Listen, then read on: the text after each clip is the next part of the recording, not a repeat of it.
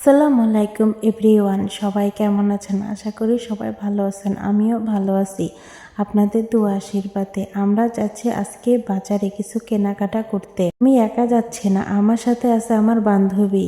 সে বলতেছে চল বাজারে যাব তার দাদির জন্য কিছু কেনাকাটা করতে। রাস্তায় দাঁড়িয়ে থাকতে থাকতে দেখলাম একটা গাড়ি এসে পড়েছে। গাড়িতে উঠে বসলাম, দুইজনে মিলে কথোপকথন করছিলাম। দুইজনে মিলে কথোপকথন করতে করতে যাচ্ছিলাম বাজারে। আর দেখি আমাদের চারপাশে এত সুন্দর যে সূর্যরা আকাশে, আর চারপাশে কত সুন্দর লাগতেছে।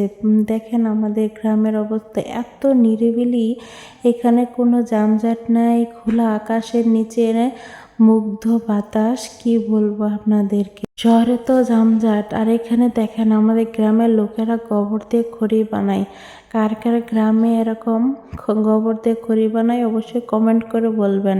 দেখতে দেখতে হাজারবাড়ি বাজারে এসে পড়েছে। এটা জামালপুর শহর থেকে একটুখানি দূরে একটি গ্রাম। এই গ্রামে সকল জিনিসপাতি পাওয়া যায়, নিত্য প্রয়োজনীয় জিনিস। যার যার ফার্নিচার লাগবে অবশ্যই কমেন্ট করে বলবেন। কম প্রাইসে এখানে ফার্নিচার পাওয়া যায়। দেখতে দেখতে এসে পড়েছি বাজারের কাছাকাছি। একটা স্কুল দেখা যাচ্ছে, সেই একটা কলেজ, হারজাবাড়ি সিরাজুল হক ডিগ্রি কলেজ। দেখেন তারপর ওষুধের দোকানে এসে পড়েছি। অনেক রকম ওষুধ দেখা যাচ্ছে, কিন্তু হাজরাবাড়ি বাজারে ওষুধগুলো পাওয়া যায় না। সেই ওষুধগুলো একটি বড় ফার্মেসিতে পাওয়া যায়। চলেন দেখায়, এটা সেই বড় ফার্মেসিটা।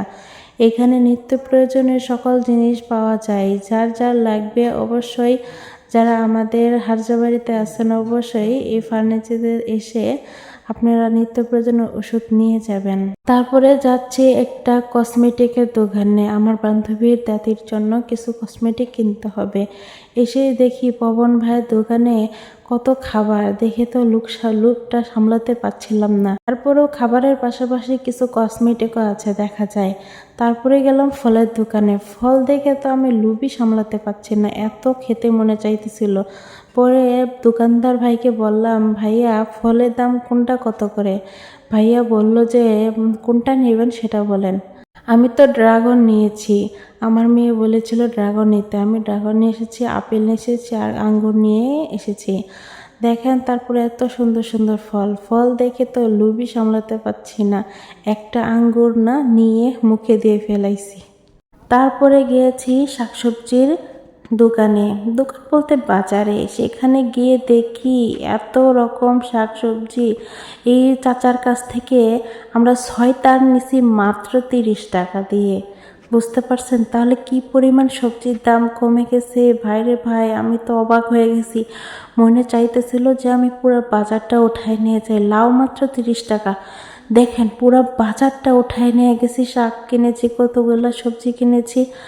আর যারা যারা শাকসবজি বেশি পছন্দ করেন তারা বেশি বেশি শাকসবজি খাবেন, শরীর স্বাস্থ্য ভালো রাখবেন। আল্লাহ হাফেজ।